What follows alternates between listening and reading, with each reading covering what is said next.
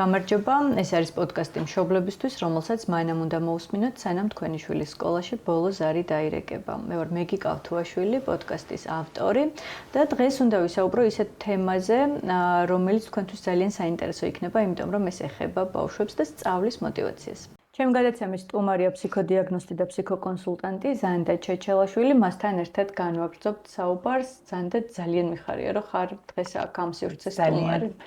ძალიან ველოდებოდი, როდის მოვიდა და ჩემი ჯერი. ხო, იქნებოდა გასაკვირი, ეხლა რო არ ყოფილიყავი ჩემთან სტუმრად. ნამდვილად, ძალიან. ამდენი ხანით რო არ ვიყავი, უკვე არის გასაკვირი. ვიდრე დავიწყებდეთ დღევანდელ თემაზე საუბარს, გეტყვით, რომ განათლების შესახებ პოდკასტის წარმოდგენი არის ჭკვიანი მოწყობილობების ვებ-პორტალი My Comfort Home, ხოლო ჩვენი ვიდეოს ვიზუალურ გამართულობაზე ზრუნავს production studio Full Frame. თუ თქვენი შვილი სკოლის მოსწავლეა ან ასწავლით სკოლაში, ეს არხი თქვენთვის საინტერესო თემატიკას შემოგთავაზებთ, ასე რომ აუცილებლად გამოიწერეთ და ისე განაგრძეთ მოსმენა. რაც შეეხება თემას, მინდა გითხრა, რომ პირადად ვარ დაინტერესებული, რომ მეტი გავიგო ამ თემაზე. მარტია, სასწავლო წელი მიილია და აი, როგორ გითხრა, მშობლებიც და ბავშვებიც ვართ გადამწვარ რეჟიმში. ძალიან რთულია, სრულიად გადატვირთულ დღის რეჟიმის და ფარგლებში იზრუნო იმაზე, რომ კიდევ აუმაღლო შვილს სწავლის მოტივაცია. ერთ-ერთ შვილთან მიმართებაში განსაკუთრებით მჭირდება შენი რჩევები და იმედი მაქვს, რომ საინტერესოს გავიგებ, ყოველთვის ვიგებ ხოლმე შენგან რაღაც ახალს. ყოველი ჩვენი შეხვედრის დროს. ოღონდ სანამ გადავიდოდეთ ამ ამბებზე, მანამდე მინდა რომ შენ გკითხო, შენი მოტივაცია რა არის, იმიტომ რომ რაც გიცნობ, სწავლობ მართლა, ანუ ერთი მაგისტრატურა, მეორე, მესამე, ანუ რა არის შენი მოტივაცია მართლა გულწრფელად? ხო, ეს არ ვიცი, რამდენად მოტივაცია, მე მგონი უკვე ცხოვრების წესად და ჩვევად ჩამომიყალიბ და გამიჭირდება ამის თქმა, იმიტომ რომ ამას სიმართლე გითხრა, არის დროს არ ვუყურებ როგორც მოტივაცია, უმოტივაციობის ამბავს. მე მიყვარს სწავლა ზოგადად. და ყოველთვის გიყვარდა? არა, ყოველთვის არ მიყვარდა. ყოველთვის არ მიყვარდა, ხა არ მოვიტყუები. როგორც ბევრ ბავშვს მეზარებოდა მეცადინეობა, როგორც ბევრ ბავშვს არ მინდოდა კითხვა. მაგრამ დედაჩემი იყო შეუვალი. ოღონდ ისეთი შეუვალი იყო, რომ ფიზიკურად გამოსავალი არ მქონდა. ვერცად ამას ვერ გავექცეოდი. ეს იყო ის, სადაც სრულია და მართლა კედელი იყო დედაჩემი და დღის რეჟიმში ყველაზე დიდი დრო ეჭირა წიგნებს. ეს წიგნები იყო სკოლის ცალკე და ლიტერატურა ცალკე. და თავიდან ეს მე მქონდა პროტესტები, წინააღმდეგობები, თავის არიდების მცდელობები, ბევრი რამის მომიზეზების მცდელობები, ძალიან ადამიანურია ყველა ასაკში. ხო, უბრალოდ დასრულებაშიც ვაკეთებთ ჩვენ ამას, რომ გადაავადებ შენს თავს, ევაჭრები, მერე ვიზამ, ჯერ ამას მაგრამ ნუ დასრულება იტანს ამას და ბავშვობაში გარეგანი იმარეგულირებლები გჭირდება. ძალიან ცოტა ბავშვია ისეთი, ვინც თავისი სურვილით მოდის და მეცადინებს და კითხულობს. და მე მქონდა ეგ ეტაპები საკმაოდ ხანგრძლივი დროის განმავლობაში, როცა მჭირდებოდა დედაჩემის დაჟინებული მოთხოვნა, რომ მეკითხა. და მე როცა განმავლობაში მოვიდა, ეგ მაინტერესებს. ეს გრძნობა, რომ რაღაცა კარგია ამაში და მოდი ვისწავლოთ.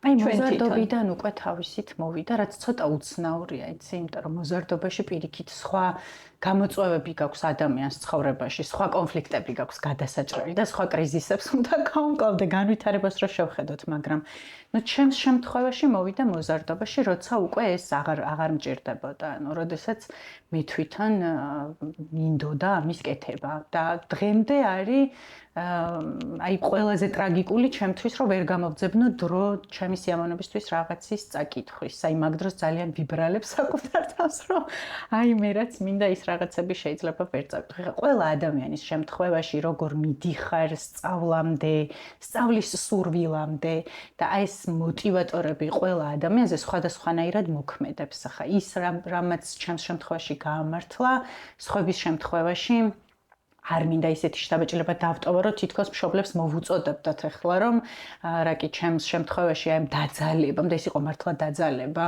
და მოთხოვნა გამუდმებით ამაზე იყო საუბარი და იმ ეტაპზე ოღონდ ამაზე აღარ გველაპარაკა ოჯახში და ნუ წავიკითხავდი. და ეს ბევრი შემთხვევაში ეს არ გაამართლებს. ამიტომ ჩვენ ყოველთვის ინდივიდუალურად უნდა შევხედოთ და მივუდგეთ და ვიპოვოთ ის, რაც ადამიანს სჭირდება იმისთვის, რომ სწავლა მოუნდეს. თუმცა სწავლა ყველას უნდა. ჩვენ ესე ვამბობთ ბავშვთა ფსიქოლოგები. რატო ახლა ძალიან ბევრი მშობელი ალბათ რომელიც მოგვისმენს იფიქრებს რომ აი რა არ უნდა, ჩემ შვილს არ უნდა. და რა არის იმის საფუძველი რომ ამას ამბობთ ფსიქოლოგები? ზოგადად ადამიანი იბადება სწავლის სურვილით. უბრალოდ ჩვენ გააჩნია სწავლას რას ვარქმევთ. მე კიდე ხშირ შემთხვევაში სწავლას რასაც ჩვენ ვეძახით, ან სწავლა რაც ჩვენ გვგონია, ის მთლად ის არ არის რაც რეალურად არის. ჩვენ რო ახლა ძალიან ადრეული ასაკიდან დავიწყოთ. აი ძალიან ადრეული ასაკიდან მოდით ასეთ მშობლებს დავუსვათ ესეთი შეკითხვა, რატომ ისწავლა ბავშვმა სიარული და მეტყველება? რატომ ისწავლა ფერები, რატომ ისწავლა ციფრები, რატომ ისწავლა თავისი სახელის დაწერა, რაც ისწავლა თავისით ეს რატომ ისწავლა?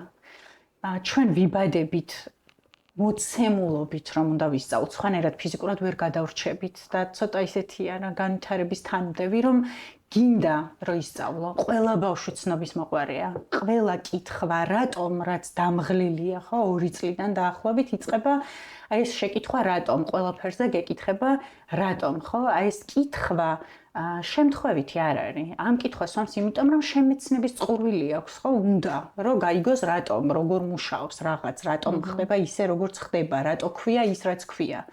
და ამას ჩვენ არ ვუღვივებთ ბავშვს. ჩვენ უბრალოდ ვპასუხობთ ხო ესეა ადრეულ ეტაპზე. კი მართალია ახლა ბოლო დროს რაღაცნაირად წამოვიდა ძალიან ადრეული ასაკიდან უკეთეს სიტყვას ვერ ვიპოვე დაკვეთა ბავშვის მიმართ, რაც შეიძლება ადრეულ ასაკში ბევრი რამე იცოდეს და ეს მეორე უკიდურესობაა, მაგრამ აი ტიპურ შემთხვევებს რო შევხედოთ, ჩვენ უბრალოდ მიუყვებით ბავშვის ცნობის მოყვარეობას.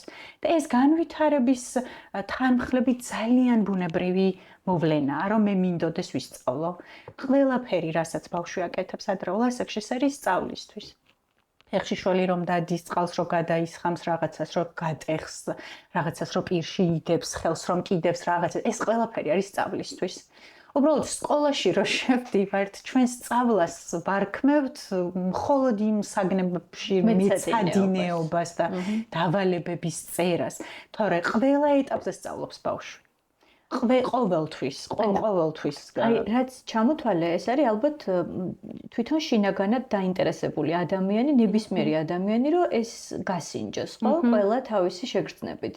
და აი, რა იცვლება მაშინ სკოლაში? ან ვასწავლეთ იმას, რაც უკვე მისი ინტერესი აღარ არის და რასაც ჩვენ ვთვლით საჭიროდ და ამიტომ იკარგება ზოგჯერ მოტივაცია. ერთი რომ სკოლამდელ ასაკში სწავლა ხდება თამაშის ბუნებრივ არაფორმალურ გარემოში. და თამაშის მთავარი, როგორ ვთქვათ, ხა დეფინიცია არის, რომ ბავშვი ამაში თავისი სურვილით და მოტივაციით უნდა ერთვებოდეს. წინააღმდეგ შემთხვევაში ეს უკვე თამაში აღარ არის. და რა კი ამას თავისი სურვილით აკეთებს, ეს ყოველთვის გაცილებით უფრო ნაყოფიერია, რომ უფრო მარტივად ისწავლოს, უფრო მეტი ისწავლოს, ამით არ დაიღალოს, იმიტომ რომ ვერ ხვდება, რომ სწავლობს, სინამდვილეში თამაშობს. სკოლაში რომ მიდის ბავშვი იქ თამაშზე ეუბნებიან, რომ მორჩა ეხა შენი თამაში, ეხა უკვე სწავლა. და ეს უკვე არასწორი მესიჯია ბავშვისთვის, იმიტომ რომ სწავლა ყველაზე მარტივი არის თამაშით და პირველ კლასში ამიტოა ბევრი თამაშის კომპონენტი, მრავალფეროვანი მასალა, ნახატებიანი წიგნები, დიდი ასოებით დაწერილი ტექსტი, რომ უფრო ისე გამოჩნდეს ხო კომპაქტურად ფურცელზე, ანუ ყველაფერი რაც ჩვენ გვგონია რომ შემთხვევითია, სინამდვილეში შემთხვევითი არ არის, სწორად აგებულ წიგნში, სურათი უფრო დიდია და წარწერა უფრო პატარა, ხო? პირველ მეორეში უკვე ნაკლებად, მაგრამ აი პირველ კლასში. ეს ხდება ზუსტად იმიტომ, რომ ბავშვი არ დაფრთხეს და არ შეშინდას და ჩვენ პირდაპირ წერა კითხვის სწავლებით არ ვიწყებთ, თუმცა ბავშვს აქვს მოტივაცია რომ კითხვა იცოდეს. აი გაიხსენეთ ასოებს რომ სწავლობს და პირველად რომ სიტყვა გამოსდის ბავშვს და ქუჩაში გაკყავს და ყველა წარწერას კითხულობს და ამას აკეთებს დიდი სიამოვნებით. ეს რო არ გითხრა არ შემიძლია. ჩემი შვილის სკოლა ქუთაისის ქუჩაზეა და იქ არის ძალიან ბევრი ავტოსახელოსნო და ბავშვმა ისწავლა კითხვა აპორნი დისკები. დედა, რა არის აპორნი დისკები? მეც არ ვიცი ეგ რა. აი ხო, ესეთი ხო, გეთანხმები. ყობა არ შემხვედრია პორნოდისკები, როცა სამუხრუჭე ხუნდები რა არის დედა, მან მართლა ესე ხო, ყველა ესე სწავლობს და ყველას და უხარია. ანუ რო გამოდის ქუჩაში და რაღაცები რაც აქამ და იცით რა ახასიათებს იმას, რასაც სწავლობ, ისეთ რაღაცებს აქცევ ყურადღებას, რაც მანამდე შენი მხედველობის არეში საერთოდ არ შემოდიოდა. ეს ბავშვი ყოველთვის შეიძლება ერთი და იგივე ქუჩაზე დაკყავდა, მაგრამ აქამდე ეს წარწერები ფაქტობრივად არ ხვდებოდა მისი რაღაცა ცნობიერების და მხედველობის ცნობიერების თავიდანვე არეში, მაგრამ რო იწყებს კითხვას, მე ამით ინტერესდება და ძალიან უხარია რო კითხულობს და როგორც წესი ამას აკეთებს ხმამაღლა, რომ შენც გაგიზიაროს, რომ აი ნახე წავიკითხე, ყველა ბავშვი ითხოვს რომ იცოდეს თავისი სახელის დაწერა. მე არ მქონია შემთხვევა რომ ძალიან მძიმე კითხვის და წერის დარღვევის შემთხვევაში ბავშვი თავის სახელს ვერ წერდეს. თავის სახელს როგორც წესი წერენ, იმიტომ რომ ეს მათ აინტერესებთ როგორი წერება მისი სახელი. აი ეს ინტერესის კომპონენტი როცა იკარგება და სწავლა ხდება, თუ კი არასწორად ვასწავლით, მან ორივე ამბავია მეგი, რაც თქვენ თქვით, ერთი მხრივ რომ მისთვის უინტერესო რაღაცებს ვასწავლოთ, თუმცა ბავშვის დაინტერესება ყოველთვის შესაძლებელია და მეორე არის რომ მისი სურვილით თითქოს ეს აღარ ხდება რა, რაღაცნაირად ეს ვალდებულებაა ბავშვის, ჩვენ ვალდებულებთ რომ ეს უნდა გააკეთოს და ვალდებულებები ყოველთვის უსიამოვნოა ნებისმიერ ასაკში. კი. და აი ხა მინდა გკითხო ზუსტად შინაგან мотиваციაზე ბევრი ისაუბრე და მეორე არის გარეგანი мотиваცია, ხო? ეს გარეგანი мотиваცია მშობლებს რაღაცნაირად გვესმის ხოლმე. მე მაგალითად მომისმენია, რომ ყოველ თქვათ რაღაც ვარსკვლავზე თუ 10-იანზე 5 ლარს აძლევს მამამისი ჩემ შვილს, უთქვამთ დედებს ჩემთვის. ან არ ვიცი, რაღაცა სხვა თქვათ ჯილდოს სახით ხდება ხოლმე. ეს რამდენად სწორი. ზოგადად გარეგანი мотиваციაზე მინდა გითხრას, კითხო, ანუ სწორი ფორმა რა შეიძლება იყოს წახალისების თუ როგორ დავარქვა. და რა არის აი ეს მოსყიდვა ხო არ არის ეს რასაც ახლა ხო 5 ლარს მოგცა მოსყიდვა კი. წახალისება ნაკლებად. გარეგანი მამოტივირებელი ფაქტორები არის ძალიან მნიშვნელოვანი ნებისმიერი საქმის კეთების პროცესში. ჩვენ არ ვამბობთ იმას, რომ არ ვარგა გარეგანი мотиваცია და დავივიწყოთ. როგორც წესი იწყება ხოლმე, შეიძლება რაღაცები დამჭირდეს გარეგანი мотиваციით, იმიტომ რომ უფრო სწრაფი არის შედეგი, ანუ გარეგან და შინაგან мотиваციას შორის ერთ-ერთი ძალიან მნიშვნელოვანი განმასხვავებელი ზუსტად ის არის, რომ როდესაც გარეგან მამოტივირებლებს ვიყენებ, ეს უფრო სწრაფად მაძლევს შედეგს, იმიტომ რომ ბავშვი უფრო სწრაფად ხედავს დაინტერესებას და ბავშვიც ხედავს რაღაცა სარგოს აქედან უფრო სწრაფად ვიდრე შინაგანი мотиваცია. უბრალოდ გარეგან მამოტივირებლებს მეორე მხრივ ის პრობლემა აქვს, რომ ერთი რომ მოყირჭებადია და მობეზრებადია და მეორე რომ ის უნდა ზარდო და უნდა ცვალო, რომ ბავშვს არ მობეზრდეს. იმიტომ რომ მე 5 ლარი არ ყოფნის. და მე უზრდიან ამ თანხას. და მე საერთოდ ეს ფულის რაღაცა გააგება და გააზრება იკარგება, მაგრამ ყველაზე დიდი პრობლემა მსგავსი ტიპის თითქოს მამოტივირებელ ფაქტორებში, ესე რომ ვთქვათ, არის რომ ბავშვი ამას აკეთებს შენთვის და არა თავისთვის.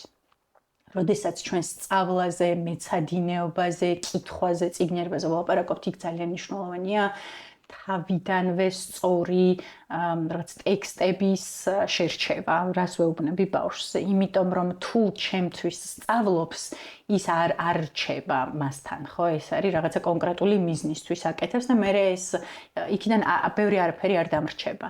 მაგრამ შინაგანი мотиваცია ზუსტად ეს არის, შინაგანი мотиваცია არ არის ესეთი რყევადი, უფრო სტატიკურია დროში და უფრო ხარისხიანია, როდესაც ამას შენ თავისთვის აკეთებ, როცა აცნობიერებ, რომ ამას აკეთებ, იმიტომ რომ შენთვის არის ეს რაღაც, შენ მოგწონს, შენ გინდა, შენ მოგიტანს რაღაც სარგლოს.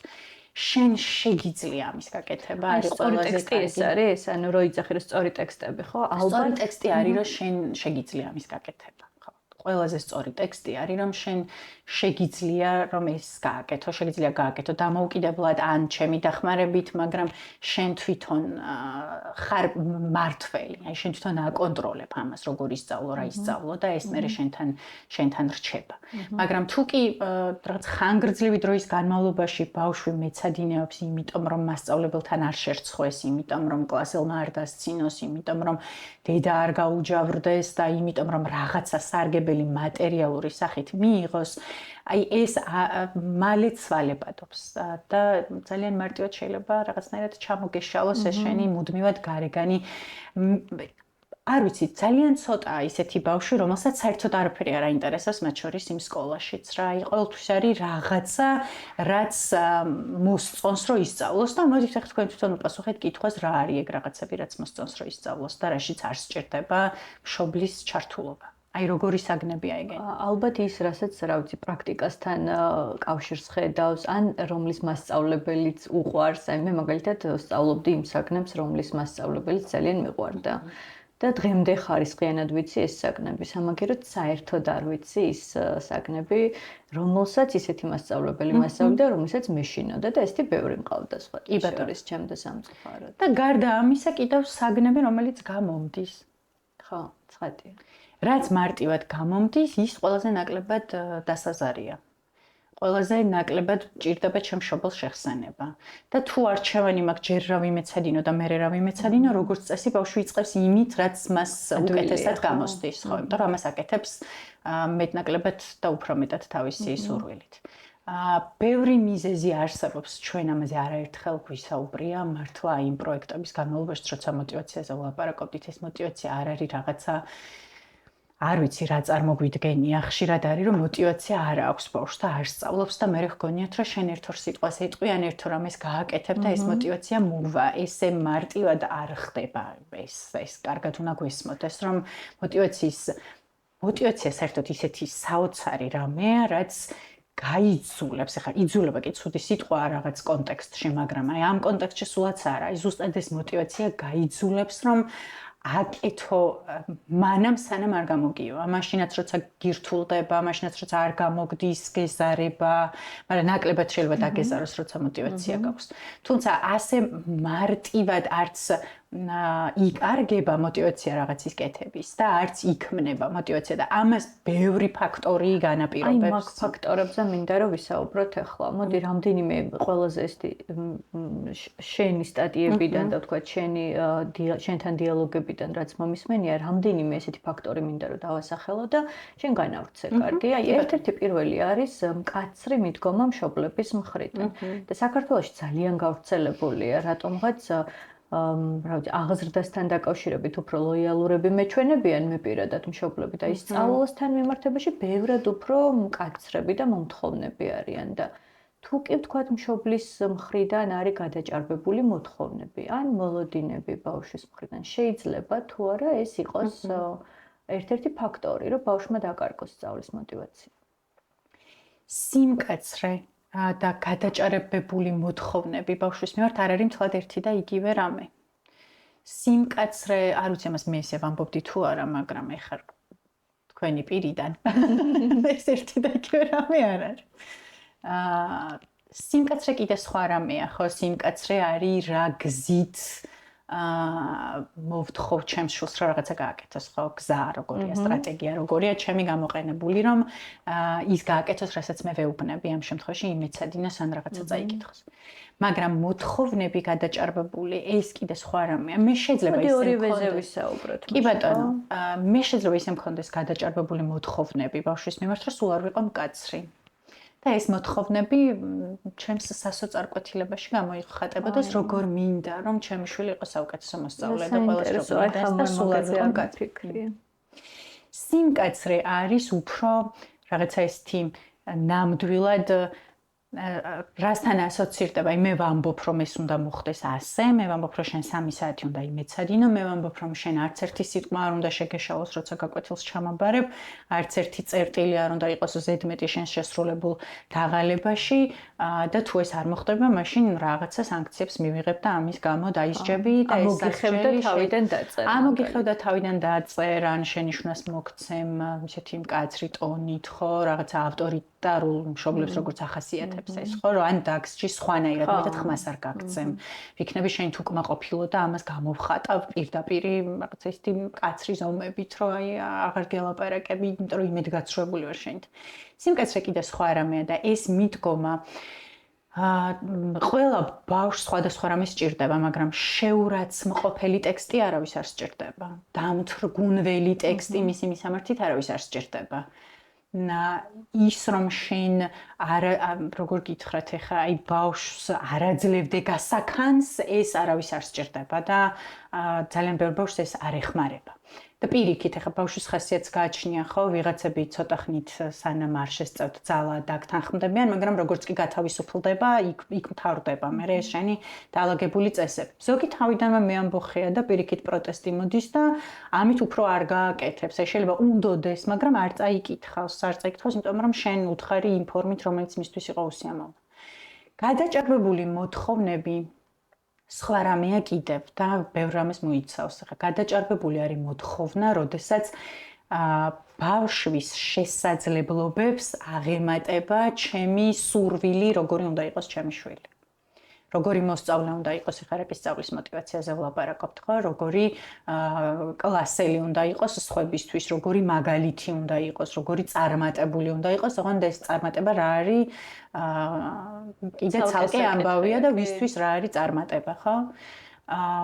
ვიღაცებისთვის მე არ ვარ წარმატებული და ვიღაცებისთვის ვარ წარმატებული. ეხლა ესე ვერ მიხვდები, მე კი არა ის კონკრეტული ადამიანი. მოთხოვნების გადაჭარბება ხდება მაშინ, როდესაც ბავშვის შესაძლებლობებს არ ითვალისწინებს მშობელი. და გონია რომ მიშულს შეუძლია ყველაფრის გაკეთება, უბრალოდ არ ინდომებს და არ აკეთებს და ასეთი ნიჭიერი და ზარმაცი. და ასეთი ბევრია ძალიან.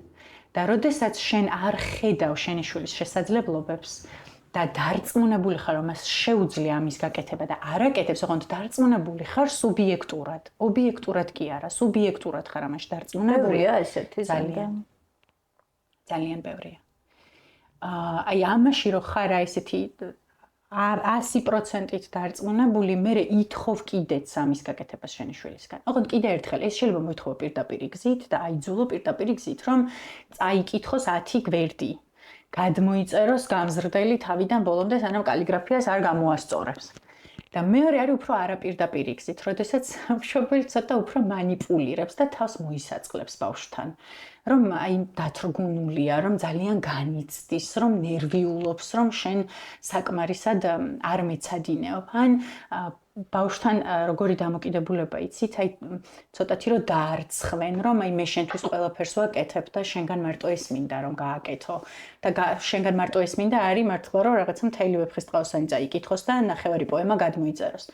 ნებისმიერ შემთხვევაში რა გზითაც ამას არ უნდა ვაკეთებდე, თუ კი მე რაც მინდა რომ ჩემო შვილმა გააკეთოს, ეს მის ძალებს აღემატება, დღეს ყოველ შემთხვევაში არ ვიძახი რომ ყოველთვის, მაგრამ აი დღეს თუ ამათ შორის ძალიან დიდი შეუთავსებლობა, გამორიცხულია, мотиваცია არ დაიკარგოს, იმიტომ რომ ყოველთვის ბავშვს ნებისმიერ ასაკში თუმცა ეხა მარტო ბავშვს რატომ შენგან მუდმივად თუ იმაზე მეც მოითხოვენ, ვიდრე შენ შეგიძლია გააკეთო, ყოველთვის გაქვს ეს დაუსრულებლობის, არასრულფასოვნების, ჩემით არავინ კმაყოფილი არ არის განცდა. და ფარხმალს ყრი, ხო, აი რა აზრი აქვს მაშინ? აი მაშინ მოდი აქვე ვთქვათ პატარა რეკომენდაცია, ხო?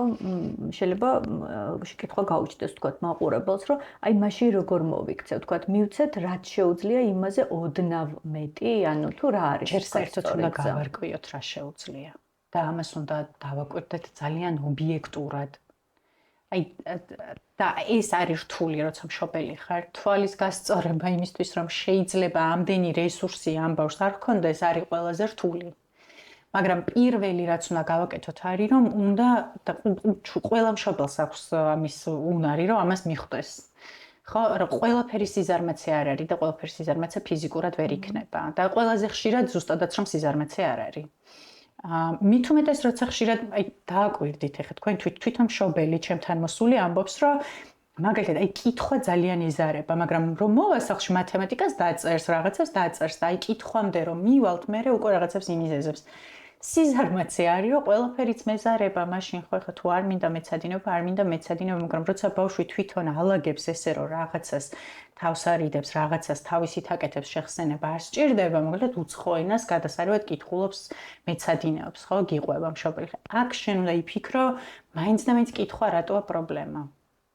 იქნება და რაღაცა არ გამოსდის ამ ბავშვს. მაგალითად, კითხვა უჭირს. მაგალითად წაკითხulis გააზრება უჭერს. მაგალითად ყურადღება ეფანტება და ბევრჯერ უწევს ერთი და იგივე წაკითხვა და იმიტოა რომ მე ეზარება ერთი და იგივე საქმის ბევრჯერ კეთდება. მაგალითად ტექსტზე მუშაობა არ იცის, რაც ცალკე უნარია, ხო და ძალიან ბევრმა ბავშვმა არ იცის ტექსტზე როგორ უნდა იმუშაოს და ამაში ბევრი ძალისხმევა სჭირდება. ხრობა უჭირს. აი რამდენიც გინდათ იმდენი ბავშვია რომ გონებაში აქვს სიტყვები, ტექსტი, მაგრამ ამას ვერ გადმოსცემს, ხო? ნარატივის სტრუქტურა ცოტა დარღვეული აქვს, შესავალი, განვითარება, ფაქტია, ბევრია რომ ღელავს მე ამ პროცესში. ბევრი რამე შეიძლება იყოს, რატო ამას ბავშვი ვერ აკეთებს, მაგრამ აი ძალიან ობიექტურად ჯერ უნდა გავარკვიო ობიექტურად ჩემი შვილის შესაძლებლობები. მოთხოვნებს რაც შეეხება, ხო? მაქსიმალურად ახლოს უნდა იყოს ჯერ საერთოდ მოთხოვნები რას ნიშნავს, ხო? მე უნდა ვეხმარებოდე ბავშვს, რომ მისი რესურსი მაქსიმალურად გამოიყენოს. მოთხოვნა აქ რა შუაშია, ხო? მე ვარ დამხმარე, ვინც მას პოტენციალის გამოყენებაში ეხმარება. და ჩემი ბავშვთან ტექსტიც ზუსტად ეს უნდა იყოს, რომ მე ამაში მარტო იმიტომ ვერები, რომ დაგეხმარო, რომ შენ რისი გაკეთებაც შეგიძლია ეს მაქსიმალურად კარგად გააკეთო. კი არ გთხოვ რომ ეს გააკეთო, კი არ მოვითხოვ რომ ეს გააკეთო. მე მინდა რომ შენ შეძლო იმის გაკეთება, რაც შეგიძლია. და მარტო აი ამაში უნდა ვიყო შენი დამხმარე. და ცოტა უნდა გავართულო ყოველ ჯერზე რა თქმა უნდა, ხო? აი რა თქმა უნდა, აი ერთი ნაბიჯით უნდა გართულდეს იმისთვის, რომ ეხა წინაც ვიაროთ და არ გამოსდის, ესე კი არ ვტოვებთ ამას, რომ თუ არ გამოსდის, ნუ გააკეთებს. უბრალოდ აი მხარდამჭერი უფრო უნდა ვიყო, ვიდრე მომთხოვნი და ეს კიდე სხვადასხვა რამეებია, რას ნიშნავს მხარდამჭერი რო ხარ და რას ნიშნავს მომთხოვნი. აი ერთ-ერთია, როცა ვთქვათ ობიექტურად შეფასებაზე საუბრობდი, რაც გამახსენდა, ეს არის და მოთხოვნები საიდან ჩნდება, ხო? ალბათ მოთხოვნა იქიდან ჩნდება, რომ ისინი მშობლები მუდამ ადარებენ თავიანთ შვილებს სხვა ბავშვებს, რასაც ხშირად ბევრი წელია უკვე ვისმენთ სპეციალისტებისგან, რომ მით უმეტეს ნეგატიური კუთხით სხვა ბავშვთან შედარება არ არის სასარგებლო, ხო? მათ შორის სწავლის მოტივაციაზეც ახდენს ეს გავლენას? რა თქმა უნდა. ახალს აქ ვერაფერს ვერ გეტყვით, რაც მე ან თქვენ, ან ვინმე სხვა ჩემს კოლეგას, ან მასწავლებელსაც მათ შორის არ უთქვამს. შედარების, მაგრამ მოდით ამას ესე შევხედოთ. მიგი, თქვენ ყავთ ორი შვილი. თქვენმა შვილებმა რო გითხრან, რომ აი იცი რა არის, ჩემი კლასელის დედა ისეც არ ვიცი, რაღაცებს აკეთებს, სულს ცალია მისი შვილებისთვის, სულ თვითონ დახავს სკოლაში, არასდროს ეჩხუბება, ძალიან გული მეცხოვს ბევრ რამეს. აი შენ რა გჭირს? არა, გაქვს ორი ხელი, რომ გამომიცხო ტორტები? აი ესე ძალიან მეტკინება გული ეგეთი რამე რომ მითხრან. ჩვენ ცოტა გვიჭირს ხოლმე ბავშვის ადგილას თავის წარმოდგენა. მტკივნეულია. შეიძლება თქვენმა შვილმა სულ არ გითხრათ თქვენი დასჯის გამო. შეიძლება მოვიდეს უბრალოდ ერთხელაც სახლში და ძალიან ესე გითხრას, რომ აი ვიყავი ჩემს მეგობრებთან და დედამისმა იცირეები გააკ. აი ესე გითხრას ხო გაკვირვებულმა და შენ კიდე სულ ბორშს მოაჭმევ. შენ ხო რაღაც ჩვენ რატო არ ვაკეთებთ ამას? ესე რომ გითხრას, უბრალოდ ინტერესი გაგიზიაროს რა. გითხრა ჩვენ რატო არ ვაკეთებთ ხოლმე ამას სახლში ესე. აი იქ ამას აკეთებ, ჩვენ რატო არ ვაკეთებთ? თქვენ ხო ბევრი მიზეზი გაქვთ იმის, რომ ისეთი მშობელი არ ხართ, როგორიც მისი მეგობრის მშობელი. მაგრამ აი მუდმივად რომ ამას გიმეორებდეთ თქვენი შვილი, რომ არ ახარ საკმარისად კარგი და შენ შეგიძლია რომ იყო იმისნაირი და რატო არ ახარ იმისნაირი? არ დაგეკარგებათ მოტივაცია იმის კეთებისიც, რასაც აკეთებ. კი, და თან ძალიან განაცხენებული ვიქნები. რომ ის ვერ ხედავს იმ ყველაფერს, რასაც მე ვაკეთებ, ესე ვიტყვი. ერთი რომ ვერ ხედავს, მეორე რომ აი მართლა არ ვარ ესე იგი საკმარისი მე. არ ვარ საკმარისად კარგი დედა თურმე. მე ვიწყებ მცდელობას, რომ ისეთი გავხდე, მაგრამ მაინც ვერ ვხვდები, იმიტომ რომ ის არის და მე ჩემი ღირსებები მაქვს, სხვა ღირსებები, ხო, რაც იმას არ აქვს. ან შეიძლება არ მაქვს, მაგრამ ნუ როგორიც ვარ, ესეთი ვარ. მე თუ მინდა რომ მშობელი ამდენს რომ ვაკეთებ ჩემი შვილისთვის, ეს იყოს დანახული, აღიარებული, მიღებული, მადლიერების გრძნობა იყოს ხო ამის მიმართ. ყველა მშობელი ბევრს აკეთებს მისი შვილისთვის იმის ფარგლებში, რის შესაძლებლობაც აქვს. ბავშვს უნდა ეს, რომ რასაც აკეთებს, ეს იყოს დანახული ვიღაცასთან მიმართებაში კი არა მუდმივად. აი მე ვინ ვარ, გუშინ რომ ვიყავი იმასთან შედარებით ვინ ვარ. და ზოგადად ჩვენ თუ мотиваციაზე ვლაპარაკობთ, სხვებთან შედარება მით უმეტეს ნეგატიური, თუმცა პოზიტიური კუთხითაც რა უბედურება, ახლა იმას ჯობი ხარ, ბავშვს მოწახოთ, ხო ეს არაფერში ბავშვს არ ეხმარება. შენ ხომ მაინც ეგ ხარ, ვინც ხარ. ამიტომ ჩვენ თუ ვადარებთ ადამიანს რამეს ვადარებთ თავის თავს, რომ გუშინ არ გამოგდიოდა და დღეს გამოგივიდა. აი გუშინ გაცილებით მეტი შეცდომა ჰქონდა, დღეს უფრო ნაკლები. გუშინ მეტი დრო მოანდომე ამის გაკეთებას, დღეს გაცილებით ნაკლები. ეს გაზომვადია ბავშვისთვისაც, რომ თავისი ზრდა დაინახოს. თვითკმაყოფილების განცდა ძალიან ადრეული ასაკიდან არის ძალიან მნიშვნელოვანი. აი განცდა იმის, რომ ხარ საკმარისი, ვიღაცასთან მიმართებაში კი არა, აი ისეთი როგორიც შენ ხარ საკმარისი. ამის განცდა არის ძალიან მნიშვნელოვანი. და კიდევ ერთხელ მაინც ხაზი გავუსვათ, ეს არ ნიშნავს იმას, რომ ჩვენ საერთოდ არანაირი მოლოდინი არ აგვაქვს ბავშვის მიმართ. მოლოდინები ალბათ უნდა გქონდეს. უბრალოდ ვიღაცის ხარჯზე კი არა, ვიღაცასთან მიმართებაში კი არა, იმან თუ გააკეთა, შენ რატო ვერ აკეთებ. ან მაინც და მაინც მოთხოვნის რეჟიმში კი არა, რომ მე ვთქვი რომ ამდენი და ესე იგი ამდენი, იმიტომ რომ ესე მინდა. აი მოლოდინები ზუსტად იმის, რომ მე რომ ვიცი შენ რა შეგიძლია, აი ეს პოტენციალი არ დაიკარგოს, ხო და შენ მაქსიმალურად შეძლო იმის გაკეთება, რაც შეგიძლია რომ გააკეთო. მადლობა ზანდა, კიდე ერთი საკითხი, რაც ალბათ აქედან გამომდინარეობს, ეს არის ორიენტირება, ასე ვთქვათ, შედეგებზე და არა პროცესზე, რასაც არ ვიცი, ძალიან ხშირად ვწოდავთ ამას მშობლები, იმიტომ რომ ალბათ იმიტომ რომ ეს მოლოდინები ზოგჯერ არ მართლდება, ანუ რაღაც მოლოდინები მაინც გვაქვს, ხო და თქვათ ის ქულა ვერ მოგვიტანა, ან ერთი ამბავი უნდა გავიხსენო, ეხლა რომელიც მე ვიყავი საშინელი ბავშვი რა, დაახლოებით 12 წლამდე, არ ვიცი დედაჩემმა რეები გადაიტანა, მაგის მოყოლა არის ძალიან რთული. ალბათ, როდესმე მემუარებს დაწერს დედაჩემ, არ ვიცი, არაფერი არ მაინტერესებდა დედამიწაზე. არც სწავლა, არც ცეკვა, არც მუსიკა, არც ძერწვა, ყველგან დავდიოდი. ალბათ, როდესმე დაწერს წიგნს ამის შესახებ. და ბევრი მშობლისთვის გახდება სამაგიდაც.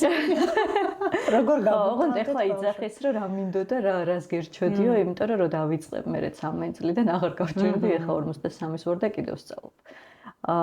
და ერთი ესეთი მაგალითი გქონდა, როდესაც სკოლაში მოვიდა დედაჩემი და მასწავლებელმა უთხრა, რომ აი დამსეტყვეცაო, ვერ ისწავლა ამ ბენტერამო, ეს სიტყვა უთხრა დედაჩემს კლასელების თვალწინ. და დედაჩემი გამოვიდა სკოლიდან განადგურებული და დამცირებული.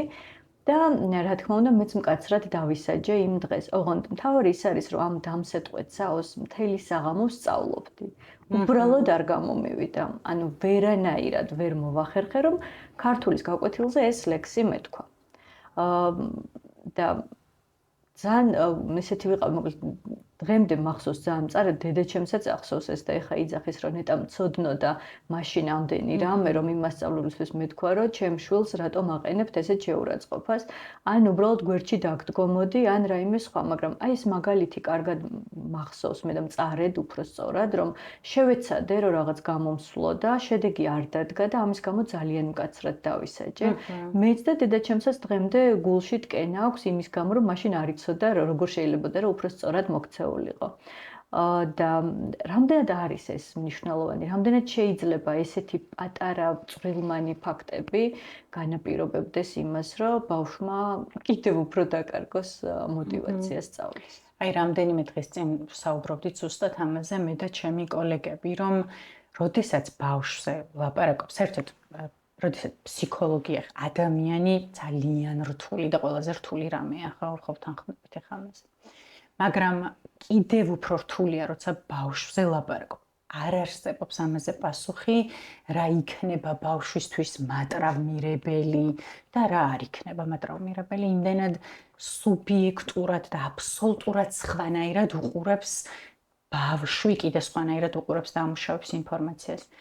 ნებისმიერი რამე შეიძლება გახდეს мотиваციის დამკარგველი და ბევრი ადამიანისთვის თქვენ რაც მოყევთ, ეს შეიძლება პირიქით იყოს ის, რაც мотиваციას მისცემს, რომ აი რაღაცა მასზე ესეთი რამე აღარასდროს ითქვას. ბევრი ადამიანისთვის საერთოდ ეს იქნება, რომ აი ბევრი ბავშვი სკოლაში წასვლაზე უარს ამბობს საერთოდ, წიგნის გადაშლაზე უარს ამბობს საერთოდ მას შემდეგ, რაც ამას მოისმენს.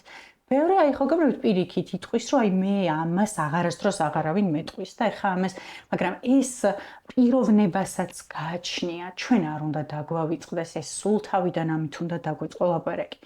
აღზრდას და მშობელს და ოჯახს აქვს ძალიან დიდი მნიშვნელობა.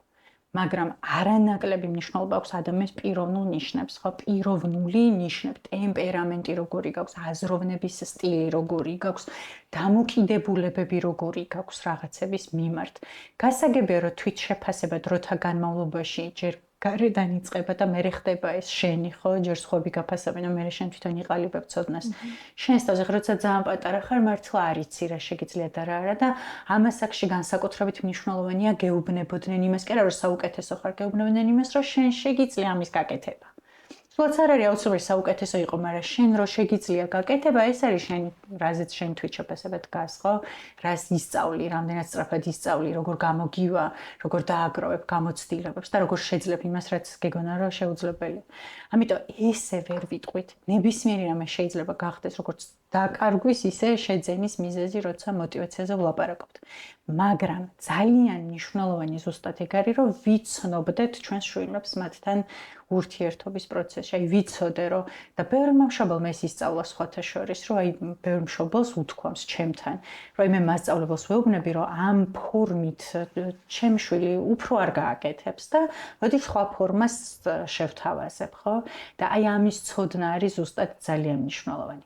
მაგრამ ჩვენ თუ გვინდა რომ мотиваცია გავზარდოთ, პროცესი უნდა გავხადოთ სასიამოვნო და საინტერესო ბავშვისთვის. თუ პროცესი არ იქნება საინტერესო, ყოველთვის გარეგანი мотиваცია დაგჭირდება და რაღაცა გარეგანი მამოტივირებლები იმისთვის, რომ აი ეს მისთვის უინტერესო რაღაცა ბოლომდე ბავშვმა მიიყვანოს.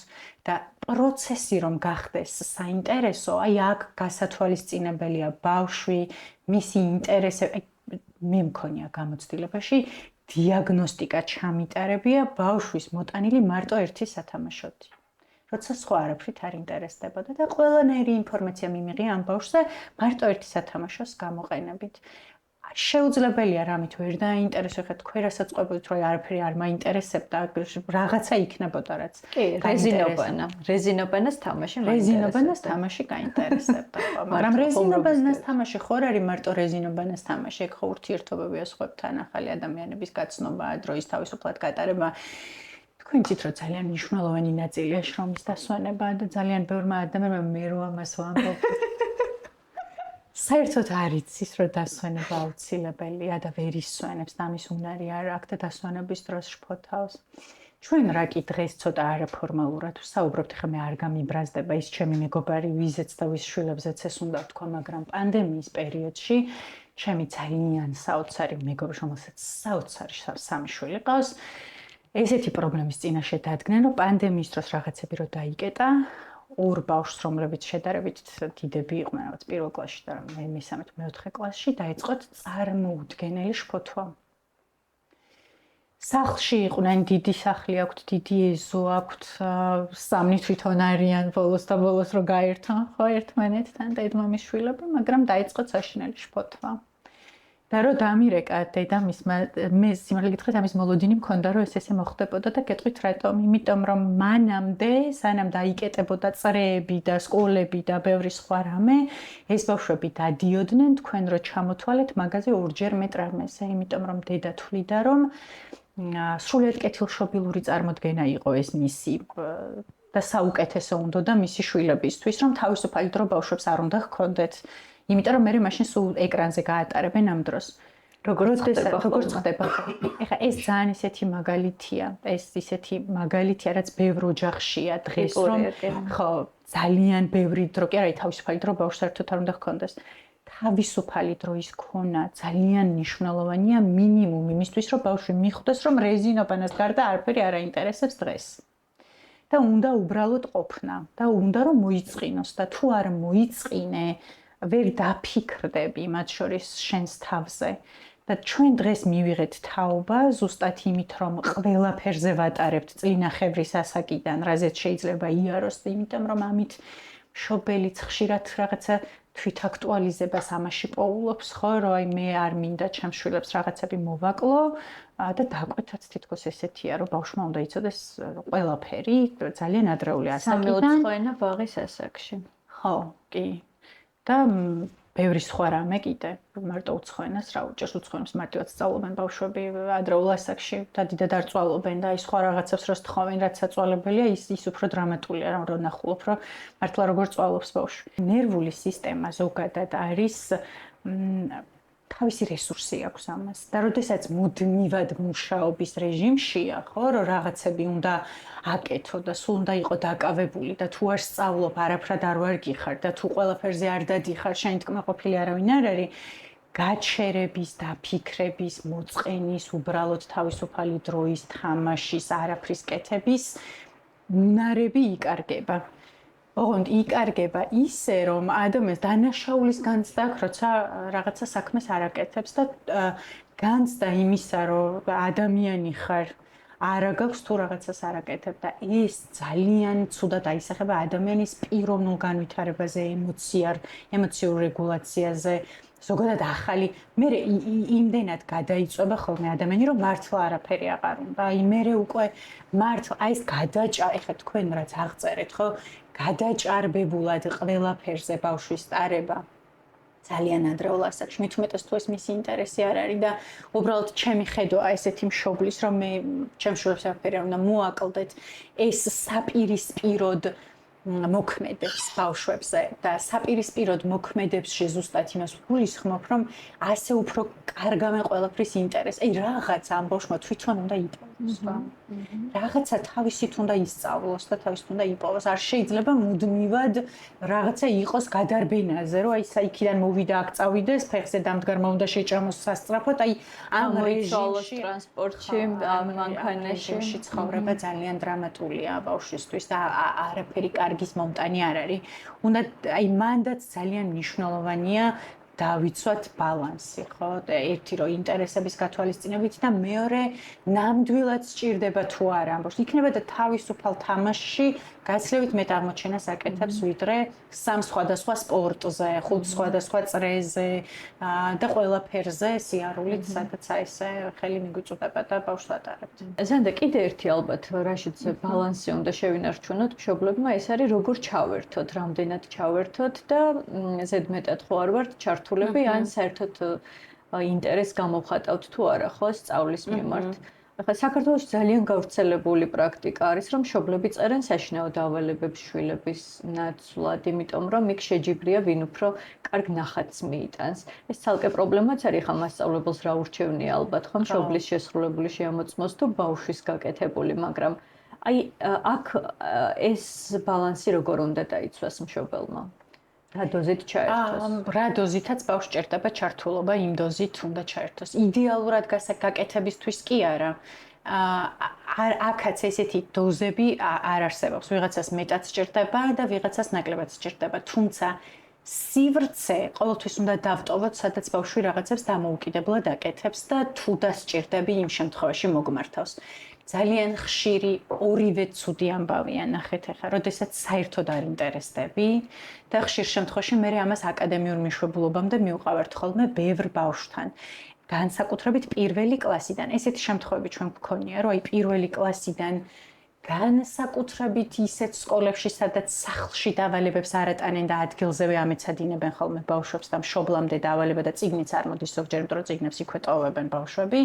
აი ცოტა მეოთხე, მეხუთე კლასისთვის აღმოაჩენს ხოლმე მშობელი, რომ ბავშვი არ არის რაღაცებისთვის მზად, მაგრამ რაღაცნაირად მინდობილია მთლიანად სკოლის სისტემას და იქ არსებულ ადამიანებს, რომლებიც ამას უნდა აკეთებდნენ. ახლა ძალიან დიდი იმედი მაქვს, რომ არ გავილანძღები, მაგრამ ეს მართლა საკუთარ თვალით მინახავს და მომისმენია და იმიტომ რომ ამას ესეთ დარწმუნებით, რომ ესეთი რაღაცები მართლა ხდება. პირველ წლებში, ხო, პირველ საფეხურზე, აი მე-3 კლასამდე, მაქსიმუმ მე-4 კლასამდე მშობლის რაღაც დოზით ჩართულობა არის მნიშვნელოვანი. მანამ სანამ კიდე ერთხელ თვით რეგულაციის, თვით დაგეგმვის უნარები ბავშვს გამოუმუშავდება და პირველივე კლასიდან ეს ძალიან ცოტა ბავშვს აქვს. ხო, ამიტომ ის რომ მშობელი ეხმარებოდეს, მასთან ერთად გეგმავდეს, რომ აი რითი დაიწყებ, მე როდის მოვიდე, რამდენჯერმე ოთახში აკითხავდეს და ეუბნებოდეს. ვიღაცას შეიძლება გვერდით ჭდომა და მეცადინეობა სჭირდებოდეს და პირველ კლასში ეს მართლა არ არის პრობლემა, რომ სჭირდებოდეს შენ გვერდით, ვინც ამაში დაეხმარებ. მაგრამ პირველივე კლასიდან არის მნიშვნელოვანი, რომ ყველაფერი მე კი არ გავაკეთო, მასთან ერთად გავაკეთო და ეს კიდე სხვადასხვა რამეებია. ბევრი მშობელი ბავშვის მაგივრად აკეთებს, იმიტომ რომ ეს იყოს მართლა იდეალური და შენიშვნა ამაზე ბავშვმა არ მიიღოს, თორემ მე ისევ ბავშვი დაითრგუნება. მაგრამ აი გამოუკიდებლობის განცდა, რომ ბავშვს შეუძლია თავის სამეცადინოზე თვითონ აიღოს პასუხი, ეს ძალიან მნიშვნელოვანია. ბევრი ბავშვი ისე ამთავრებს სკოლას, რომ გონია, რომ დედისთვის და მამისთვის აკეთებს ამას და იმათთვის მეცადინებს და ეს მისი პასუხისმგებლობა არ ხდება არასდროს. და თუ მშობელი არ ეტყვის, თვითონ აზრად არ მოუვა, რომ უნდა იმეცადინოს. აი ესე არ უნდა მივიბად საკუთარ თავზე მთელი ეს პროცესი მეცადინეობის, ხო? ამიტომ რაღაცა დოზით ჩართულობა ერთი რო ყოველთვის მნიშვნელოვანია. არ ვიცი რამდენი როგორ შტაბიტრება რჩება ეხა მაყურებელს ვინც გვისმენს, მაგრამ მე არ ვარ მომხრე იმის, რომ თუ არ უნდა ისწავლის, თუ არ უნდა წავა სკოლაში, თუ არ უნდა იმას იზამს, თუ ამის მომხრე არასდროს არ ვარ. თუმცა გააჩნია ამას როგორ ვაკეთებინებ ბავშვს, ხო? აი აქ ისევ და ისევ სტრატეგიებზე ვლაპარაკობთ ბავშვთან მიმართებაში, თორე დამოკიდებულება, რაც ასევე ძალიან გავრცელებულია სხვათა შორის, რომ ისტრესება ბავშვი რო არ უნდა და მაინც მეცადინეობს, ეს მეორე უკიდურესობაა კიდე რაც დამღუპველია ბავშვისთვის, იმიტომ რომ მათ შორის პასუხისმგებლობის განცდა, მეცადინეობა ჩვევა, რომელიც უნდა ჩამოყალიბდეს. უნდა ისწავლო ეს როგორ გააკეთო, ხო? უნდა ისწავლო როგორ სწავლობ უკეთესად და თუ ამის შესაძლებლობა არ მოგეცემა, მაშინ ამას ვერასდროს ისწავლი. უბრალოდ ბალანსი არის ძალიან მნიშვნელოვანი. ჩართულობა მშობლის ჩვენ გვჭირდება, მაგრამ კიდევ ერთხელ თუ ყველაფერს მშობელი აკეთებს, ხო, ბავშვს ამის სურვილი რო თვითონ გააკეთოს მართლა აღარ უჩნდება და არც პასუხისმგებლობას ამაზე არ იღებს და мотиваციაც ამას ერთად იკარგება. და თუ კი მეორე მხრივ რაღაცა საერთოდ არ ვაქცევთ ყურადღებას ამას და საერთოდ არ ვერევით და ბავშვს ვამბობთ, რა შენ გადაწყვიტე, მეორე კლასელი ბავშვი უბრალოდ გადაწყვეტს, ხო? მაქსიმუმ ორ რაღაცას შორის აირჩიოს, მაგრამ დამოუკიდებლად ესეთ გადაწყვეტილებებს ის ვერ მიიღებს. აი ეს ჩართულობაც გარკვეული დოზით ძალიან მნიშვნელოვანია. ამასაც როგორც წესი თვითონ ბავშვი უკარნახობს, ვის რა დოზით სჭირდება. უბრალოდ უნდა გვახსოვდეს, რომ ყოველთვის სივრცე უნდა დავტოვოთ, სადაც ბავშვი რაღაცებს დამოუკიდებლად გააკეთებს და მაშინ დამიძახებს, როცა რაღაცა არ გამოსდის. ზანდა, შენ დაწერე წიგნი, რომელიც ეხება რამდენიმე მდგომარეობას. მათ შორის ერთ-ერთი არის დისლექსია. მინდა გკითხო ესეთი რამე, როდესაც რასაც ახლა ჩვენ ვსაუბრობთ, ეს ყველაფერი ავტომატურად მიესადაგება თუ არა ბავშვებს, რომლებსაც აქვთ სპეციალური საგანმანათლებლო საჭიროებები. თუ ამ შემთხვევაში კიდევ სხვა საჭიროებები ჩნდება? მე რა გადასარევი კითხვა. ერთი რომ გააჩნია განვითარების დარღვევას და გააჩნია მდგომარეობას. ახლა რაზეც ჩემი წიგნია ეს დისლექსია, ADHD და ენის ბორციკი, აქ ჩვენ განვითარების დარღვევებზე არ ვლაპარაკობთ, უბრალოდ ატიპურ განვითარებას და რაღაც ძალიან სპეციფიკურ დარღვევებზე ვლაპარაკობთ, ამიტომ შეგვიძლია ვთქვათ, რომ კი ზუსტად მიესადაგება, თუმცა როდესაც ვსაუბრობთ განვითარების მრავალფეროვნებებზე და ატიპურობის მრავალფეროვნებებზე, რა თქმა უნდა, ბევრი სხვა ფაქტორიც ამას ემატება.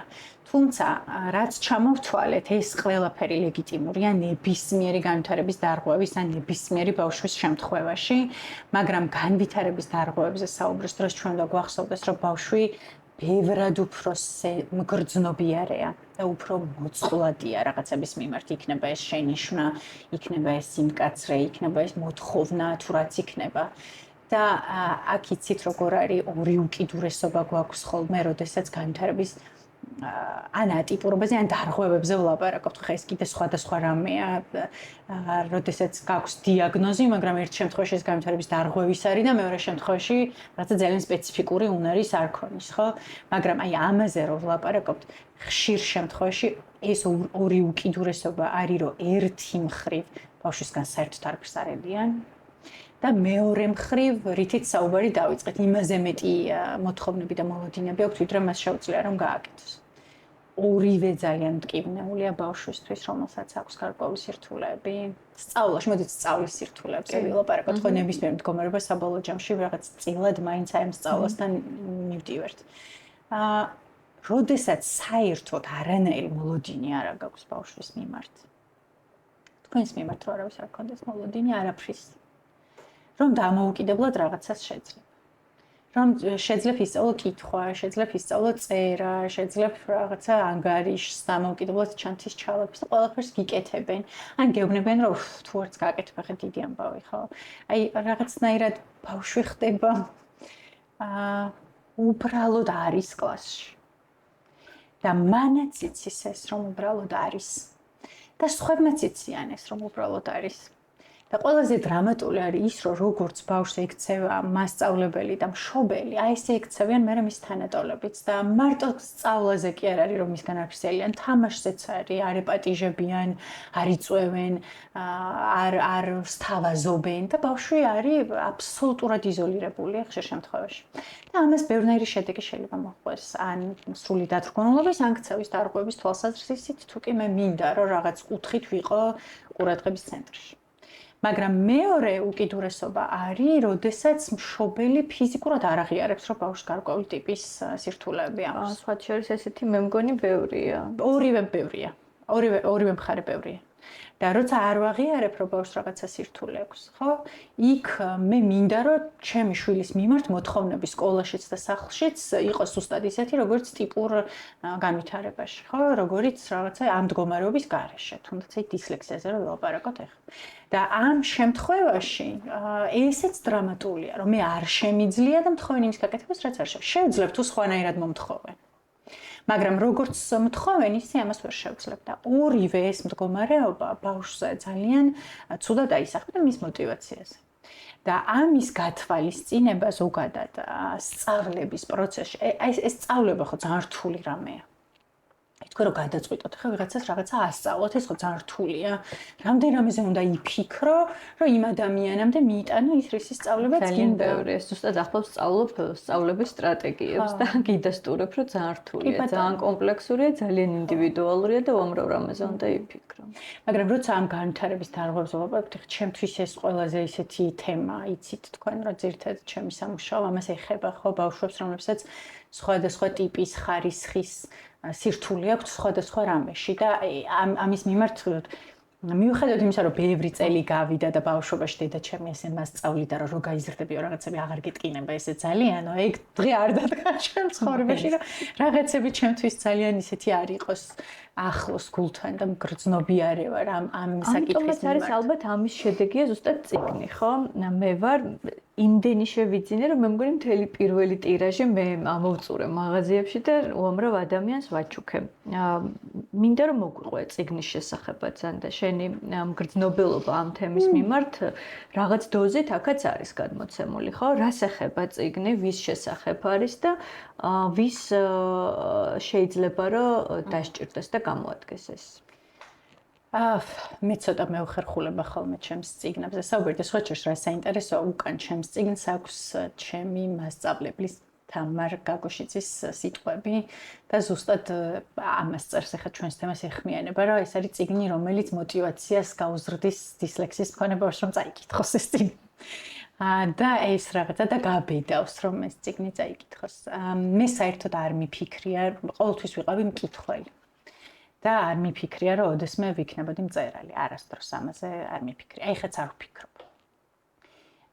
მაგრამ ხო, ესეთი თვისება მაქვს ერთი, რომ ბავშვები, რომლებიც ჩემთან მოდიან, მიუხედავად იმისა, რომ მშობლებთან ძალიან ისეთი ვარ პირდაპირი და ზოგჯერ შეიძლება ხისტობაც დამბრალდეს, აი ეს ბავშვები რაღაცნაირად რჩებიან ხოლმე ჩემს ამ მეხსიერებაში და განცდებში, განსაკუთრებით ბავშვები, რომლებიც ისეთ რაღაცებს მიყვებიან, რომელსაც მე ვერ ვუშველი. და ასეთი იყო ზუსტად ეს ბავშვი, რომელსაც ჰქონდა დისლექსია, თვითონ იცოდა რომ დისლექსია აქვს და მითხრა რომ დავგუგლეო და ChatGPT-საც ვკითხავ და ვიცია რომ დისლექსია მაქვს, უბრალოდ მოვედია რომ გადავამოწმოთო რომ დისლექსია მაქვს, ეგეც იცოდა რომ ფსიქოლოგთან უნდა მისულიყო. რამდენი წლის იყო ბავშვი? 11 წლის იყო და მიყვებოდა იმაზე, რას განიცდის, როდესაც სკოლაში კითხვაზე მიდგება საქმე. და ეს ბავშვი გახდა უცებ ყველა მანამდე მიღებული ბავშვის სახე და ყველაფერი გამახსენდა, რასაც სხვა ბავშვები მიყვებოდნენ. ნინია ხო? ნინია. ნინია მერე დაირქვა, თორემ მე ვიზეც ვყვები, ეს საერთოდაც ბიჭი იყო. მაგრამ რაღაცა ნინია დაირქვა, იმიტომ რომ გოგონები უფრო მეტი იყვნენ ჩემს გამოცდილებაში დისლექსიით ვიდრე ბიჭები, თუმცა ესე არ არის მთლად სტატისტიკა ეხლა, მაგრამ ნუ მაინც რაღაცა ჩემთან ესე მოხდა. და რაღაცნაირად ეს ნინია გახდა ის ბავშვი, რომელიც ოღონდ ეს იცით მართლა როგორი იყო, ჩემთვის აი მაგასაც ვერ ვიტყვი. როდესაც რაღაცა ძალიან ემოციური ხდება ჩემს თავს, მე მაქვს მეილი, რომელზეც ჩემს თავს ვწერ წერილებს. და უბრალოდ იმ მეილზე რაღაცები დავიწყე ამ ბავშვზე წერა. და ეს არ იყო დოკუმენტშიც კი არ იყო, აი უბრალოდ ეს ამ ბავშვს მე სხვა ბავშვს ოღონდ ეს მოხდა შუა ღამეზე, როცა უბრალოდ ამ ბავშვების ამბებმა არ დამაძინა. რაღაც ესე ხდება ხოლმე ხო? ესე ძალიან ხშირად ხდება. ჩემს თავს ყოველ შემთხვევაში ძალიან ხშირად ხდება. და რო არ დამეწერა, ამისგან ვერ დავიძინებდი ვერასოდეს. და რო დავასრულე და წავიკითხე, ვიფიქრე, რომ იქნება ეს ამბავი ვიღაცას გამოადგეს. ვიღაცას ამ მდგომარეობით. და ნუ ეს ისტორია ხა ბევრჯერ მომიყოლია, რომ დილის 6 საათზე გავუგზავნა ეს მეილი. აი ესე დაწერილი შავად გამომცემლობას. რომლებმაც 9 საათზე დავიბრუნეს პასუხი, რომ ჩვენ ამას წიგნად დავგვეჭდეთ, თორემ მე რაღაცა ალბათ მეგონა რომ დაიბეჭდებოდა თუ კი გავუგზავნე, ხო ხა ისე ხო გავუგზავნიდი გამომცემლობაში, მაგრამ რაღაცა მე მგონი უფრო უძილობის და აი მომენტუმი იყო ალბათ ზუსტად შექმნილი და ძალიან კარგი რომ მიიღეთ თანხმობა, იმიტომ რომ გადასარევი წიგნია მართლა. გულწრფელად ვამბობ, თან ერთი არის რომ ძალიან კარგად არის ილუსტრირებული და დასურათებული კომიქსის ფანტასტიკური ილუსტრაცია. კი, ნამდვილად და არის კიდევ ჩანაწერებისთვის სივრცეები და ტოვებული რითიც ესეთი ტიპური წიგნი არც არის, ხო? ანუ შეუძლიათ ნახევრად თერაპიული. ხო, რაღაც თერაპიული ეფექტის მქონე და ძალიან სასიამოვნო საკითხავია პირველ პირში დაწერილი სამი ბავშვის ამბავი. ამ წიგნზე საუბრის დროს ყოველთვის, როდესაც გადაცემა იქნება ეს თუ რადიო სადღაც მივსულვარ და იქ დრო ძალიან ცოტა მოგეხსენებათ. დიდი აქცენტი კეთდება ხოლმე დისლექსიაზე და ADHD-ს, ანუ ყურადღების დეფიციტზე და ჰიპერაქტივობაზე, რომელიც სხვათა შორის თქვენს ქალიშვილს HDMA კამელია გონა. ჩემი საყვარელი ისტორია ამ წიგნზე. და რაღაცნაირად გვეჩაგრება მაშო, რომელსაც აქვს ენის ბორციკი. არა და ეს ძალიან აქტუალურია ჩემთვისაც, ჩემს ორივე შვილს ჰქონდა ენის ბორციკი, ადვილად დავძლიეთ საბედნიეროდ. ხო, ბევრ შემთხვევაში და გოგონების შემთხვევაში უფრო არის ხოლმე ეს გარდამავალი ეპიზოდები ესეთი ენის ბორციკის, მაგრამ ძალიან გავრცელებული მდგომარეობაა და პრობლემა ბევრი ადამიანისთვის. და ამ ენის ბორციკის ნაწილში მე მართლა მყავდა ბავშვი, რომელიც ამბობდა, რომ ყველა მე მასწავლის, როგორ ვილაპარაკო, მაგრამ არავინ არ სწავლობს, როგორ უნდა მომისმინოს. და მე რამდენი ძალისხმევა მჭირდებაო, რომ ვისწავლა, როგორ ვილაპარაკო. და ვინმე ხარჯავს ძალისხმევას იმის სწავლაზე, მე როგორ მომისმინოს. და ეს ზოგადად ეს ფრაზა იყო ძალიან არ ვიცი, გიფიქრიათ ამაზე. მერე კრიტიკულად მნიშვნელოვანია, მიფიქრია, ოღონდ იმიტომ რომ თქვენმა კოლეგებმა დამაფიქრეს ამაზე, როცა პირველად მივედით, 5 წლის იყო მაშინ ჩემი უფროსი შვილი და პირველი რაც გვითხრეს იყო, როგორ უნდა მოგქცეულიყავით ჩვენ, როგორ უნდა მოგვესმინა და აი ამიტომ მიფიქრია და ეს აღმოჩნდა, არ ვიცი, სასწაული შედეგის მქონე, უბრალოდ მეც და ჩემმა მეუღლემაც, ჩვენ მშობლებსაც ავუხსენით, როგორ უნდა გაეკეთებინათ ეს ყველაფერი ბავშვთან და აი ჩვენ მაქცევის ცვლილებამ ძალიან სწრაფად სასურველი შედეგი გამოიღო. აი ჩვენ ახლა мотиваციაზე რო ვლაპარაკობთ, ენის ბორციკი რომ აქვს და არ მაცდიან საუბარს და მაჩქარებენ. ან თვალებს გადაატრიალებენ, რომ აუ, ეს როდის იტყვის რაღაცას, ხო? ან რაღაცა არ ვიცი და გამაჯავრებენ. ზოგჯერ მასწავლებლის ხო შორის ეს შემთხვევებიც ყოფილა და ბავშვებიც გამაჯავრებენ, ხო, რაღაცაზე. ან მეტყვი ხო, კაი, შენ ნუ იტყვი დაწერე. რანაირად მექნება სურვილი და мотиваცია და გინდათ სწავლის და გინდათ მერე ამის გამოვლენის, ხო? ყველაფერი мотиваცია ამ ცხოვრებაში, რომ გინდოდეს რაღაცის გაკეთება და აკეთებდე რაღაცას. ამიტომ რაკი ჩვენ განვითარების დარღვევებს, ატიპიურობას, ნეირომრავალფეროვნებას ვეხებით, ძალიან მნიშვნელოვანია, რომ ის გვახსოვდეს, რომ ჩვენ შვილებს ესეც უნდა ვასწავლოთ, ხო? ესეც სწავლის ნაწილია.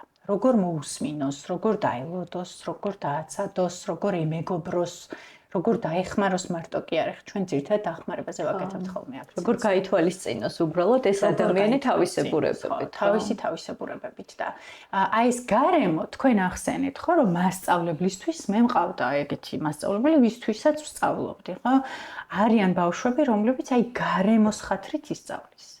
ისწავლის იმის ხათრით, რომ აი როგორ შეაქებენ, როგორ წარმოაჩენენ, როგორ ახსენებენ ამას, როგორ გაეხარდება მის ვიღაცა მეგობარს ამას, რომ გააკეთებს და ეს ადამიანური ფაქტორები, როგორც მამოტივირებლები, ძალიან მნიშვნელოვანი ფაქტორებია, რომ ვიღაცისთვის ამას ვაკეთებდი. ოღონდ მოსყიდვის ნაწილში კი არა, აი სუფთად ემოციურად და სუფთად ურთიერთობაში, რომ აი წყვილში ვარ ჩემს მეგობართან და მას ეწყინება თუ მე ჩემს წილ საქმეს არ გავაკეთებ, ამიტომ მასთან ერთად და მისი ხათრით ამას გავაკეთებ, ხო? და ეს ადამიანური მომენტები ჩვენ ხშირ შემთხვევაში საერთოდ ის აგვაგუგულვებელ ყოფილი, რომ აი რატო უნდა შეასრულოს ბავშვმა რაღაცა ტიპის დავალებები, აი ამაზე ნაკლებად ვფიქრობთ ხოლმე. და არა და ეგ ყველაზე მნიშვნელოვანია, ხო, ადამიანური მომენტი, რატო ვსწავლობ ან რატო ვასრულებ დავალებებს. ზანდა ბოლოსკენ წავიყვანოთ ჩვენი საუბარი, თუმცა ერთ-ერთი ყველაზე ესეთი რაც სწავლას უკავშირდება ჩვენს რეალობაში ეს არის სტრესი და არ გვიხსენებია. სწავლასთან დაკავშირებული სტრესი. ბევრი ბავშვი განიცდის ამას. აი ეს მინდა ვკითხო პირველ რიგში, როგორ ამოიცნოს მშობელმა და რა არის საერთოდ ეს, რას ნიშნავს. ვთქვათ, როდესაც მუცელი გტკივდება, როდესაც გული გიჩქარდება, როდესაც შფოთავ და ვეღარ აყალიბებ შენს აზრს, ანუ რა არის ის ზოგადი ნიშნები, რასაც შეიძლება რომ სტრესი დავარქვათ და რა არის კრიტიკული ნიშნები, როცა ასე ვთქვათ ეს red flag-ი, ხო, როცა უკვე მშობელმა ამას ძალიან ისეთი ყურადღება უნდა მიაქციოს, რომ ვთქვათ სპეციალისტს მიმართოს ან რაღაცა ადამიანები ჩართოს, აი ამაზე მინდა ვკითხო. ზოგადად სწავლა არის სტრესული. ვაღიაროთ. რა სწავლა სტრესული არის. და იქ ხან ნიშანი და ხან მასწავლებელი და ხან მშობელი და ვინ რას მთხოვს შეფასების შიში, ხო, და სწავლა სტრესული ნამდვილად არის. ის რომ ბავშვი შიგადაშიგ თავს სწავლას არიდებდეს, ეს ძალიან ტიპურია და ბავშვური და ადამიანური. რაღაცები რო არ გამომდიოდეს, არის ძალიან ტიპური და ადამიანური და რაღაცები არ უნდა გამომდიოდეს. ყველაფერი შეუძლებელია რომ გამომდიოდეს. მოდით ახლა ვილაპარაკოთ იმაზე, რაც უკვე ხდება ატიპური და შემაწუხებელი ბავშვისთვის. კიდევ ერთხელ ვთქვათ, სტრესის სწავლას, მეცადინეობას ყოველთვის ახლავს თან სხვადასხვა ხარისხით, ახლა სიამოვნებით გაკვეთილებს არ ვიცი ვინ მეცადინეობს, მაგრამ სტრესი პრობლემა ხდება, როდესაც ის უკვე ხელს მიშლის მეცადინეობაში და მეცადინეობაში იმდენად არა, რამდენადაც ამ ცოდნის გამოვლენა შეიმიშლის ხოლმე ხელს. აი ეს უკვე არის ის, რასაც ყურადღება უნდა მივაქციოთ, მაგრამ როცა ჩვენ სწავლასთან დაკავშირებულ სტრესზე ვსაუბრობთ, უნდა გვახსოვდეს, რომ უნდა შევხედოთ ბავშვის ქცევის ცვლილებებს. აი ცვლილებებს, რომ რაღაცები იწყებს შეცვლას. მაგალითად, კვების ჩვევა შეიძლება შეიცვალოს. ბავშვი უარს ამბობდეს საკვებზე, ან პირიქით სულ ითხოვდეს რაღაცების ჭამას. ძირითადად კბილოულს ეხება ხოლმე ეს და სასუსნაობს. როდესაც ძილის ჩვევა მოირღვევა, არა მხოლოდ აი როგორც ვთქვით, რომ გამოცდის წინ ან შემაჯამებელის წერის წინ ან პრეზენტაციის წინ კი არა, რეგულარულად ძილის პრობლემა მოქვს ჩაძინების პრობლემაც და დილით მოქვს მერე გაღვიძების პრობლემა, ხო? აი თითქოს ბავშვი ძილს ვეღარ ართმევს და იმდენად დაღლილია, ღამით რაღაცაზე ნერვიულობით. როდესაც სომატური ჩივილები მოდის და ეს უკვე ძალიან თვალშისაცემია, თავის ტკივილები, მუცლის ტკივილები, გულისრევის შეგრძნება, მუდმივი დაღლილობა ძალიან ხშირია, რომ ბავშვი არის და იღვიძებს დაღლილი და არის სულ უენერგიოდ და ძალა გამოცლილი. ეს ხშირად ხდება მაშინ ზუსტად, როდესაც უკვე ბავშვის შესაძლებლობებს აღემატება ის, რასაც მას თხოვენ. ამას სკოლაც ცოდავს ზოგჯერ, რომ ბავშვის ასაკისთვის და უნარებისთვის და შესაძლებლობებისთვის ბევრ და ბევრად უფრო რთულ მასალას აძლევს სამეცადინოს და ზოგჯერ ოჯახის ცოდავს, რომ აი ამას კიდე უმატებს ან თვითონ არ ყოფნის, რასაც სკოლა ბავშვს ავალებს და მე თვითონ ტვირთავს ამ ბავშვს მაქსიმალურად. მე მესმის რომ შეიძლება ახლა სკოლასაც და მშობელსაც ძალიან კარგი მიზანი ჰქონდეს ამისთვის და განზრახვა ზოგადად სულაც არ იყოს ბავშვის დასტრესვა, მაგრამ აი ბავშვს აუცილებლად ამ დროს ყურადღება უნდა მივაქციოთ. როდესაც ეს ასეთ რთულ შემთხვევებამდე მიდის, რომ აი სომატიზება ხდება, ჩივილების ან ჩვევები მოიშლება, ხო, ზოგჯერ ბავშვი იწყებს უფრო პატარა ბავშვით მოქცევას. ზოგჯერ ემოციური სირთულეები მოდის, ხშირად ეტირება, ან სულ გაღიზიანებული და გაბრაზებულია. ქცევის სირთულეები გვეწყება, ხო, ნეგატივიზმი და უმორჩილებლობა, ან პირიქით ძალიან დათრგუნული და მორჩილია. მეგობრებისგან შეიძლება იზოლირება დაიწყოს ბავშვმა. აი ამ ნიშნებს ყურადღება უნდა მივაქციოთ. ეს არის სიგნალი იმისა, რომ უნდა მოვუკლოთ მოთხოვნებს და დატვირთულობას ბავშვისას. და თუ ეს არ გაამართლებს, აი ეს რაღაცა შემცირება, ну მაშინ სპეციალისტს კარგი იქნება, რომ მიმართოთ, რომელიც კონკრეტულად თქვენს შვილზე მორგებულ რეკომენდაციებს მოგცემს. ახლა ძალიან ძნელია ზოგადად მე სულ მაქვს ხოლმე, როდესაც ესე საჯაროდ რაღაცებზე ვლაპარაკობ, სულ მაქვს ხოლმე ესეთი გაუკმაყოფილებლობის განცდა, რომ რაღაცას, იმიტომ ჩემი საქმე ეგ არის, რომ ძალიან კონკრეტულად ერთ ბავშვზე ვილაპარაკო და ზოგადი საუბრები ყოველთვის ესეთია, რომ ბევრ კითხვას აჩენს. ხო, მე მგონი YouTube-ზე პოდკასტის მაყურებელმა მხოლოდ მოლოდინი უნდა ჰქონდეს, რომ ზოგადი ინფორმაციებს მიიღებს და შემდეგ მას შეუძლია, რომ ეს ინფორმაცია თავის შვილთან მიმართებაში წარმოიდგინოს და განიხილოს. ცხადია, ვერც ერთი პოდკასტიდან, ვერც ერთი ფსიქოლოგი თუ ჟურნალისტი კონკრეტულ რჩევას მის შვილის შესახებ და ამის ადგილი არც არის, ხო, ესეთი სივრცები ჩვენ უნდა გვესმოდეს, რომ ამისთვის არსებობს ყოველთვის პირადი კონსულტაციები, სადაც გაცილებით მეტი დრო და ენერგია იხარჯება ორივე მხარის იმაზე, რომ კონკრეტული ბავშვის შემთხვევა განვიხილოთ, ხო, თუმცა მე მაინც ვადევნებ ხოლმე თვალყურს ჩემ კოლეგებსაც და საკუთარ თავსაც გამოსვლებში და კომენტარებსაც ვკითხულობდი ერთ დროს, სადაც იყო, რომ აი არავინ არ გვასწავლის ეს როგორ ვქნათ, ის როგორ ვქნათ, მაგრამ აი კარგი იქნება, რომ თქვა სხვა თქვენი პოდკასტებისთვისაც ხო შეუძლებელია აი ესე ზოგად სივრცეში ამის გაკეთება. ყველა ბავშვი არის აბსოლუტურად უნიკალური, როგორც მისი პიროვნული ნიშნებით, შესაძლებლობებით, უნარებით, განვითარებით, სურვილებით, ისე ოჯახი, ხო, ოჯახი, რომელიც ასევე მნიშვნელოვან როლს ასრულებს ამ სწავლის პროცესში.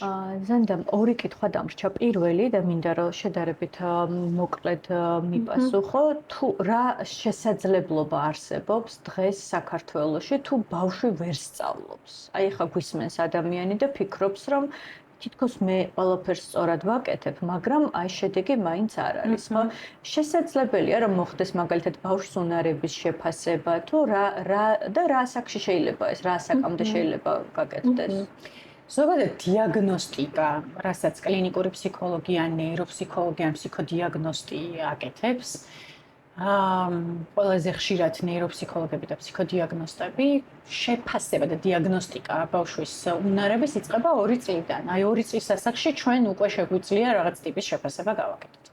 სასკოლო ასაკში პირველივე კლასიდან, როდესაც ვხედავ, რომ რაღაცები იმაზე მეტად უჭირს ბავშვს, ვიდრე უნდა უჭირდა, ეს ასევე შესაძლებელია შეფასების გაკეთება და დიაგნოსტიკაზე ჩვენ უნდა ვიცოდეთ ერთი რამე.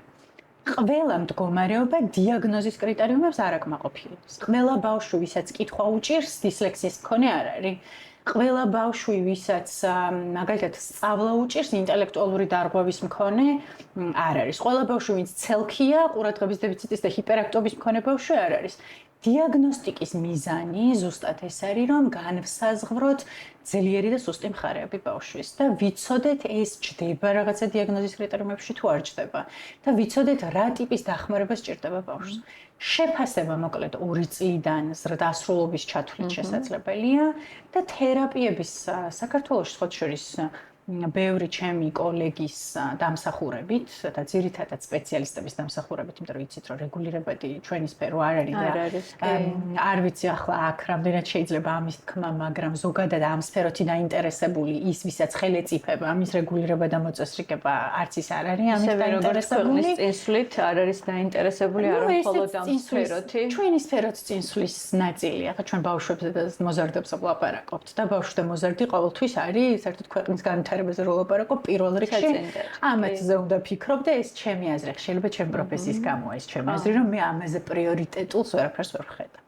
მაგრამ და აქ ჩვენ ვლაპარაკობთ გეთანხმებით ცხადია. ხო, განვითარებაზეც ვლაპარაკობთ, სერვისებზეც ვლაპარაკობთ, სპეციალისტების რეგულაციაზეც ვლაპარაკობთ და განათლებაზეც და ყველაფერზეც და ოჯახზეც და ასე შემდეგ. ხო, ხა ბავშვზე რო ვლაპარაკობ საერთოდ ქვეყანაზე და რომელიც ბავშვთან მიმართებაში მუშაობს. კი ბატონო. და ეხა ეს არის ნამდვილად ძალიან მნიშვნელოვანი, მაგრამ ძირითადად სპეციალისტების ძალიან დიდი ძალისხმევა არის ჩადებული იმაში, რომ სერვისი საქართველოში არსებობს.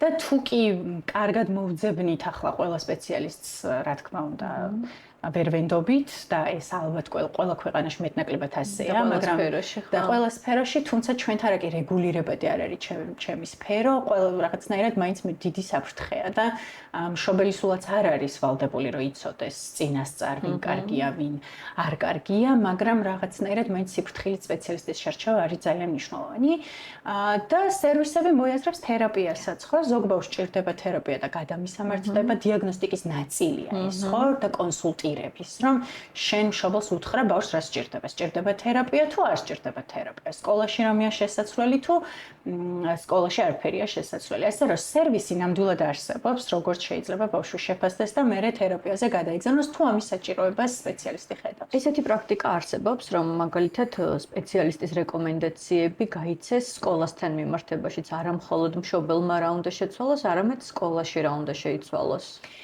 ნახეთ, დიაგნოსტიკის პროცესში ნაკლებად ხდება ეს, რომ აი დიაგნოსტი უშუალოდ სკოლას მითითებებს აძლევდეს, თუმცა დასკვნა რომ იწერება, სადაც წერია ბავშვის სირთულეები, სკოლას აქვს ეს სიტყვა არ უყვარს სკოლას და მასწავლებელს, მაგრამ ძალიან ბოდიში მე არ ვამბობ ხოლმე ისეთ რამებს, რაც უყვართ ადამიანებს.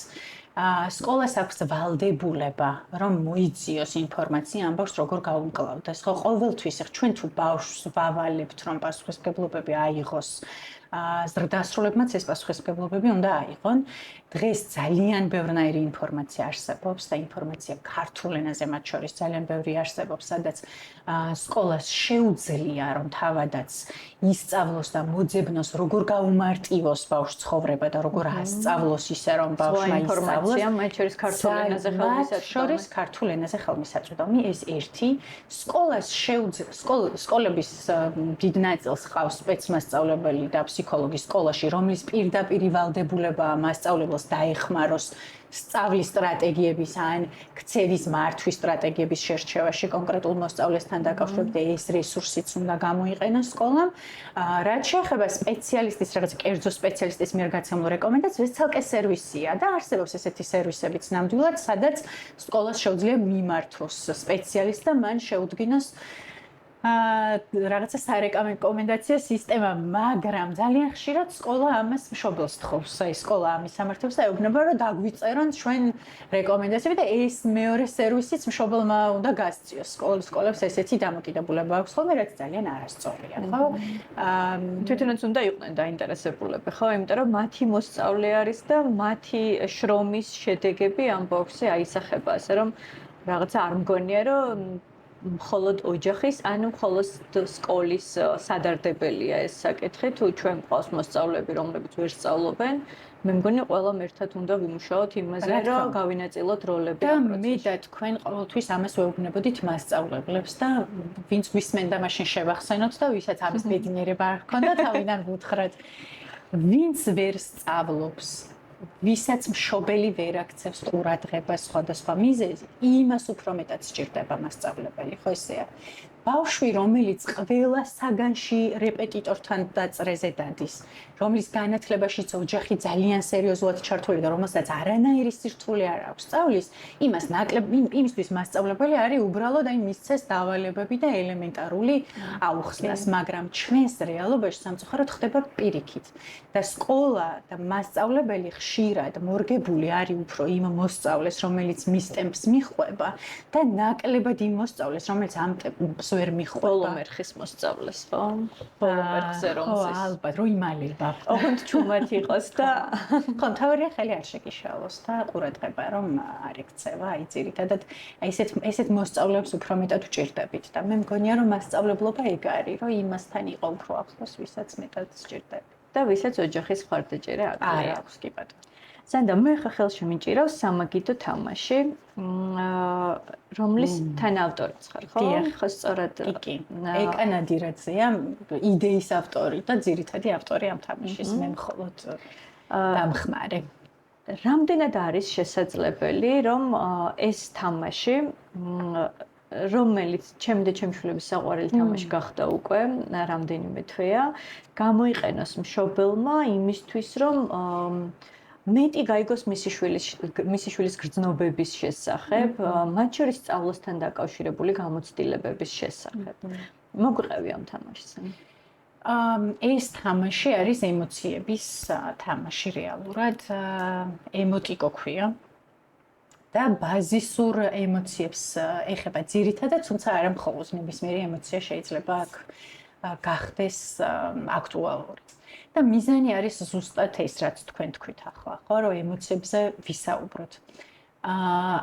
ახლა გვაქვს ერთი პროექტი სკოლებში, დეტალურად ამას არ მოყვები, უბრალოდ ამ პროექტის ფარგლებში ჩვენ გვაინტერესებდა ბავშვების ემოციებიც და გვქონდა კითხვები ბავშვებს რომ ვესაუბრებით ემოციებზე. მაგალითად, რას განიცდის, როცა კითხულობს, რას განიცდის, როდესაც გაკვეთილი უნდა მოყვეს, რა მოსწონს სკოლაში, რა არ მოსწონს, რა აინტერესებს, როდის არის ყველაზე მხიარული. აი ეს შეკითხვები, რაც ზუსტად ემოტიკოს მოყვება, ხო? ამ თამაშს მოყვება არა მხოლოდ ემოციების ბარათები, არამედ შეკითხვებიც, რომელიც ძირითადად აი ამ ემოციებს ეხება, ხო? აი როდის იყავი გაბრაზებული და თავი როგორ დაიმშვიდე. და აღმოვაჩინეთ, რომ ბავშვების უმეტესობას ფიზიკურად არ შეუძლია საკუთარ ემოციებზე ლაპარაკი. ვერ ასახელებს სახელდებებიც კი ემოციების ძალიან მნიშვნელოვანია, რომ სახელი დაარქვას, რასაც ადამიანი არის ემოციაზე დგას, ხო, ჩვენი ფუნქციონირება ძალიან დიდწილად არის ჩვენს ემოციის რეგულაციაზე დამოკიდებული, როგორ მართავს საკუთარ თავს, აი ეგ არის მე ყველაფერს დანარჩენს როგორ ვაკეთებ, ხო? ეს არის უმნიშვნელოვანესი რამე. და ეს აღმოჩენა იყო ძალიან გონიერ ბავშვებზე საუბარი, არც ისე პატარებზე რა, რომლებსაც ფიზიკურად იმის გახსენება, აი თავ მოყრა, როდის ვარ ყველაზე ბედნიერი, ხა ამაზე საუბარი რო გიჭირს და რო ვერ იხსენებ, ან ვერ ფიქრობ, ხა ეს მოდით შევთანხმდეთ, რომ არის პრობლემა. ხო? არა მხოლოდ სიხარულზე, რაღაცა ბრაზზე, შიშზე და ასე შემდეგ. ეს თამაში ზუსტად ამისთვის არის შექმნილი. ერთი რო სახელი დაგვარქმევინოს, ეს არის ყველაზე ბაზისური ნაწილი ამ თამაშის, რომ ემოციებისთვის სწორი სახელი დაგვარქმევინოს. და მე რაღაცნაირად რთულდება, ხო? რაღაცა შეკითხვებს ვუპასუხოთ ემოციების ირგვლივ დასმულს, როდის განვიცდი სხეულის რომელ ნაწილში, რას ვაკეთებ ამ დროს, სხვას თუ ვუზიარებ, როგორ ვუმკლავდები, როგორ გამოვხატავ. და ეს ფრაზების ნაწილი, ხო, მესამე ფაქტობრივად სამი დამოუკიდებელი თამაშისგან შედგება, სადაც ერთი და იგივე ფრაზას სხვადასხვა ემოციით ვკითხულობთ. და ეს გვეხმარება სხვების თვალთახედვის გაგებაში, ხო, რომ ერთი და იგივე წინადადება სხვადასხვა სიტუაციაში სხვადასხვა ემოციური ელფერის მატარებელში. ეს ძალიან სახალისო მომენტია ამ თამაშში, ძალიან საყვარელი და სახალისო მომენტია ბავშვებისთვის და სხვა შორის ჩვენთვისაც მშობლებისთვისაც ძალიან საინტერესო. არის რაღაცნაირად უკეთ გაცნობის საშუალებაც არის ერთმანეთს. და რა კი თამაშია, ბავშვი არის ძალიან გულწრფელი. და ამ გულწრფელობაში ისეთი რაღაცები დაგვინახავს ჩვენ ბავშვისგან, რასაც აი მათ შორის თერაპიულ პროცესში, ხო, ფსიქოთერაპიის პროცესში ჩვენი კოლეგები საკმაოდ აქტიურად იყენებენ ამას და ძალიან ეხმარებათ ბავშვის გაცნობაში და ბავშვს ეხმარება ძალიან, რომ რაღაცები უკეთესად გაიაზროს, ხო, როდესაც ამ თამაშს თამაშობს. და როგორც ვთქვით, ხო, თამაშში ყველაზე კარგად სწავლობს ბავშვი და ამ ემოციურ რეგულაციასაც სწავლას სჭირდება. მე მგონია რომ მასწავლებლებსაც შეუძლიათ ამის გამოყენება მოსწავლეებთან დამეგობრების გზად ასე ვთქვათ. ზოგადად ბავშვთან ხო ყველაფრის გამოყენება შეიძლება. მთავარია მიზანი რა გაქვს. ახლა თუ მასწავლებელს აქვს მიზანი, მათ შორის ბავშვები ერთმანეთს გააცნოს. ხო, ჩვენ რო ტოლერანტობა გვინდა ბავშვებს ვასწავლოთ, ტოლერანტობა უნდა ვასწავლოთ აი ესეთი ტიპის ლიტერატურის და ესეთი ტიპის თამაშების სახით. ხო, უბრალოდ მოყოლილ ამბავს ან ახსნილ გაკვეთილს ბავშვი ნაკლებად ენდობა და ნაკლებად უჯერებს. მოზარდი კიდევ უფრო ნაკლებად ენდობა და უჯერებს. ამიტომ რაღაცები უნდა გახდეს საკუთარი გამოცდილების ნაწილი და აი ეს ციგნიერება ზუსტად ამაში გვეხმარება, რომ რაღაცები გახდეს ჩემი გამოცდილებების ნაწილი. და მე უფრო მჯერა და უფრო ვაკეთებ და უფრო მარტივია ამის გადმოტანა ყოველდღიურ ცხოვრებაში. ზანდა ძალიან დიდი მადლობა. ძალიან საინტერესო იყო შენთან ლაპარაკი, როგორც ყოველთვის. მიუხედავად იმისა, რომ ეს ამ თემაზე არაერთხელ გვისაუბრია, ჩვენ მაინც იყო მომენტები, რაზეც პირველად დავფიქრდი. შენთან საუბარი, ამიტომაც არის ხოლმე ჩემთვის ძალიან საინტერესო, იმიტომ რომ ყოველთვის რაღაცა ახალზე ვიწყებ ფიქრს და რაღაცა ახალი იდეები მიჩნდება. მეც მგონია და გეთანხმები, რომ თუ სწავლა ესეთი სახალისო იქნება, ესეთი ფერადი იქნება და ასეთი გულწრფელი და გულღია იქნება ურთიერთობები, ბევრად უფრო კარგ შედეგებზე გავლენ ჩვენი შვილები და მოსწავლეები. მგონია რომ მასწავლებლები და მშობლები გვიყურებენ ახლა. დიდი მადლობა კიდევ ერთხელ სტუმრობისთვის. პირიქით. ძალიან ვისიამოვნე თქვენთან საუბრით. მეც. დიდი მადლობა და დავამშვიდობოთ მაყურებელს ნახვამდის.